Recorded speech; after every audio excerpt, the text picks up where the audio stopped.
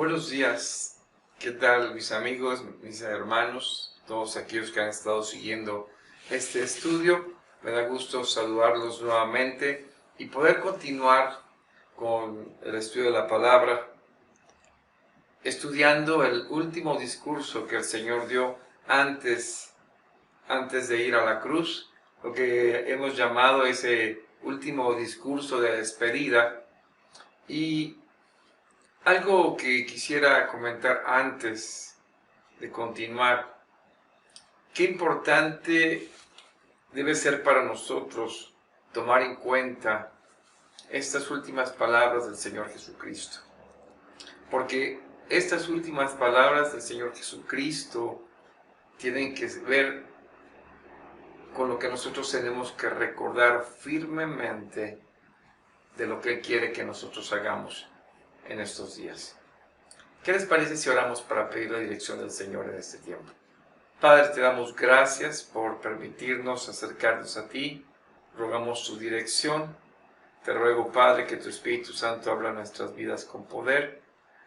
Gracias, Padre, por tu palabra. Y gracias, Espíritu Santo, por dirigirnos. Te lo pedimos en el nombre de Jesús. Amén. Vayan a su Biblia, por favor, en la lectura bíblica que tenemos en el Evangelio de Juan, en el capítulo 14, versículos del 28 al 31. Permítanme leer, 28 al 31. Habéis oído que yo os he dicho, voy y vengo a vosotros. Si me amáis, os habríais regocijado, porque he dicho que voy al Padre, porque el Padre mayor es que yo. Y ahora os lo he dicho antes que suceda, para que cuando suceda creáis. No hablaré ya mucho con vosotros, porque viene el príncipe de este mundo, y él nada tiene en mí. Mas para que el mundo conozca que amo al Padre, y como el Padre me mandó, así hago. Levantaos, vamos de aquí.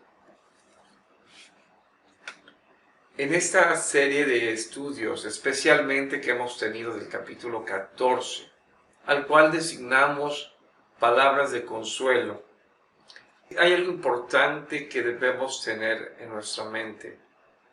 Las palabras que el Señor quiere dejar de consuelo para la vida de sus discípulos no son tan solo para poder consolar su vida sentimental.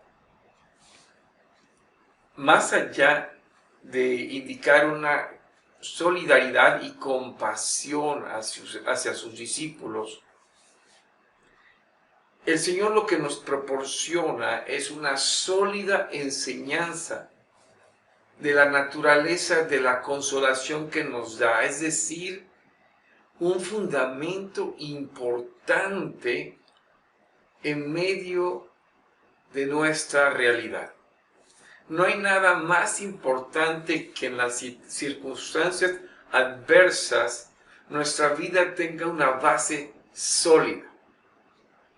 En el discurso que estamos continuando en estudio, encontramos palabras que tienen que ver con la escatología o el escatón, como se le conoce, es decir, acerca de cosas venideras, de lo que trata de los tiempos que vendrán, realidades venideras, pero también realidades actuales. Así que, pensando en la forma en que el Señor dirige estas palabras a sus discípulos, si ustedes observan los versículos, en el versículo 28, dice: habéis oído que yo os he dicho, voy y vengo a vosotros, y si me voy, debieron de haberse regocijado. ¿Por qué? Porque voy al Padre. Está hablando de cosas que Él iba a hacer para que funcionaran para la vida del creyente. Y le dice, se hubiesen regocijado por esto. Ahora, ¿cuál es el problema? Que en la escatología siempre hay cierta tensión. Hay en el pensamiento de las cosas que son en el momento y las que serán más adelante. Es decir, el momento y la eternidad, el ya y el todavía. Por ejemplo, Jesús les dijo a sus discípulos que ya tienen al Espíritu Santo, pero después le dice que también lo van a recibir. También en cuanto a la salvación, ya son salvos, pero también de alguna forma esta salvación se va a realizar. ¿Por qué? Porque Él aún no había muerto en la cruz y resucitado en el tercer día.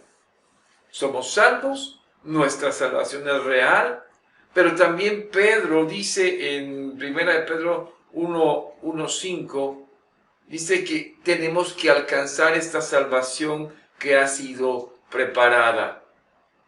Además de esto, también nos dice en el verso 9 que tenemos que obtener esta salvación.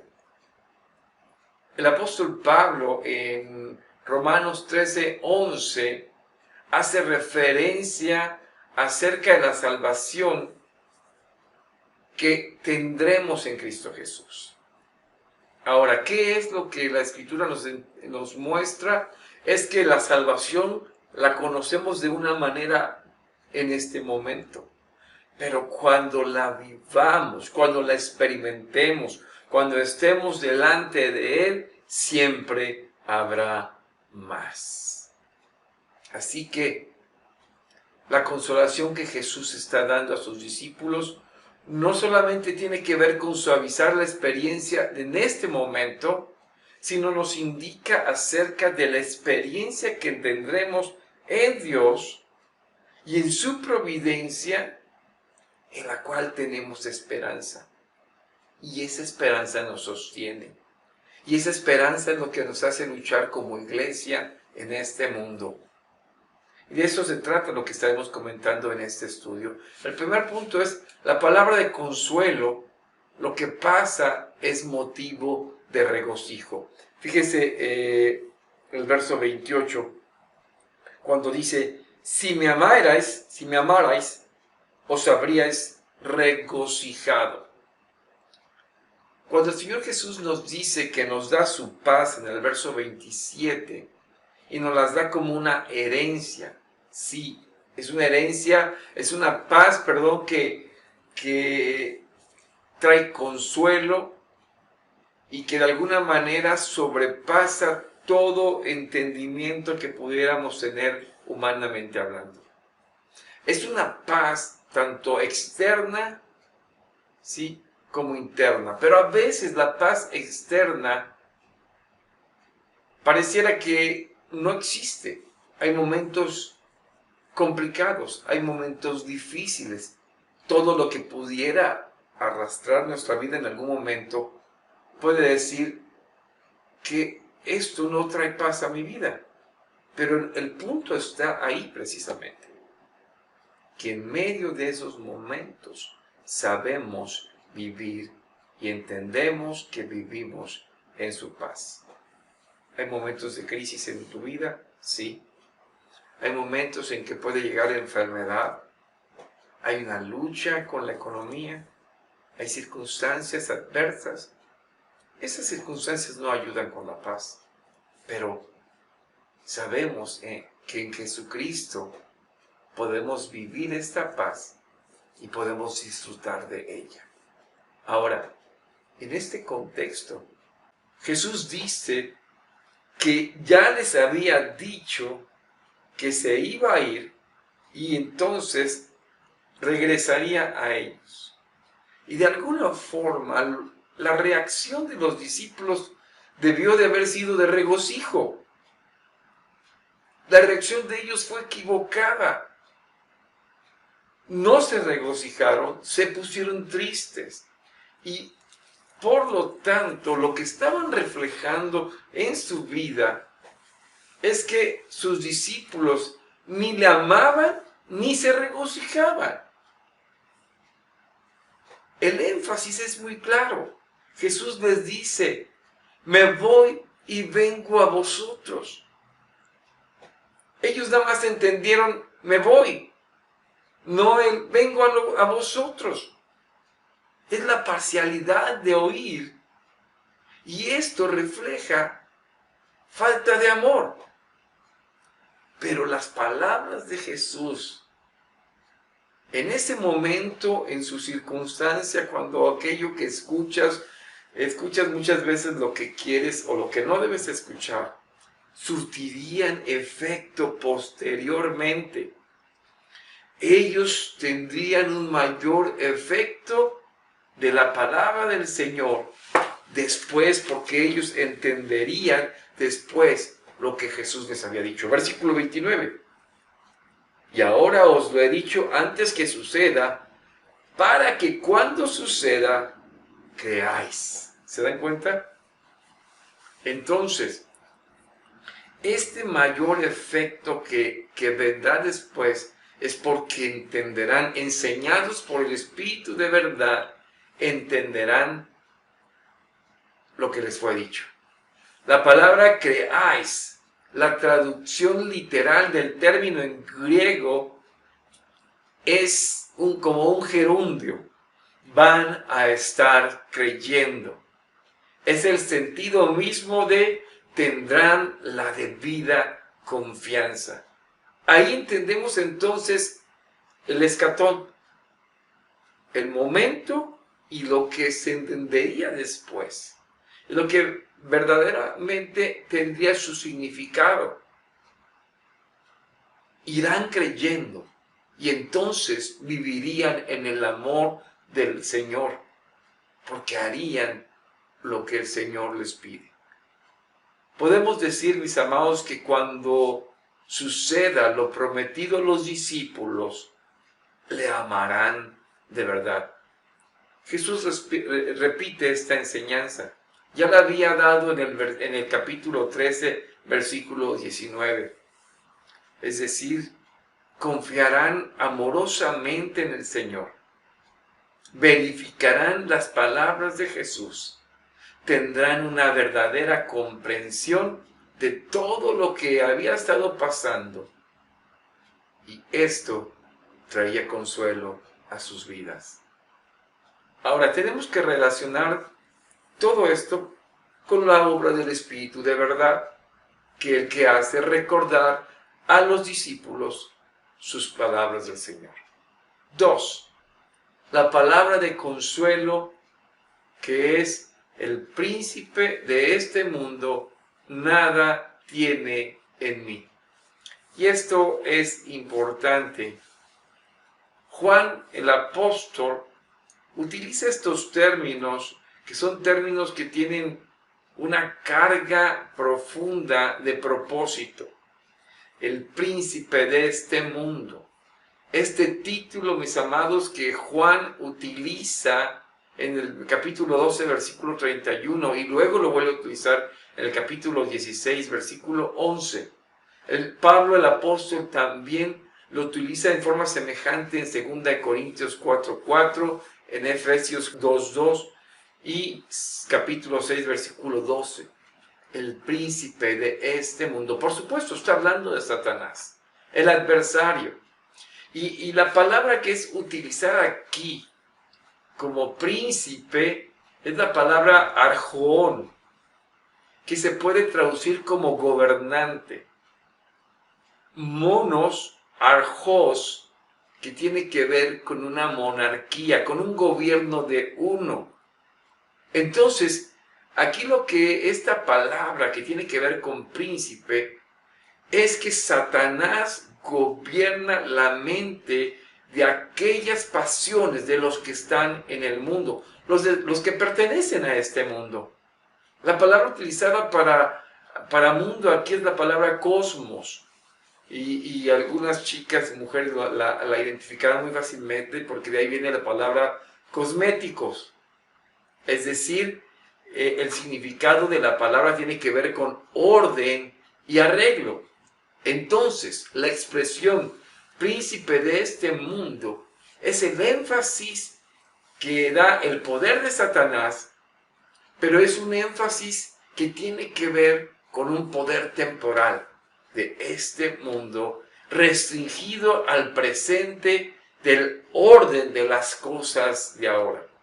Ahora, ¿qué es lo que dice el Señor Jesucristo acerca de esto? Dice, el control que tiene Satanás y todo lo demás lo tiene sobre aquellos que viven en pecado.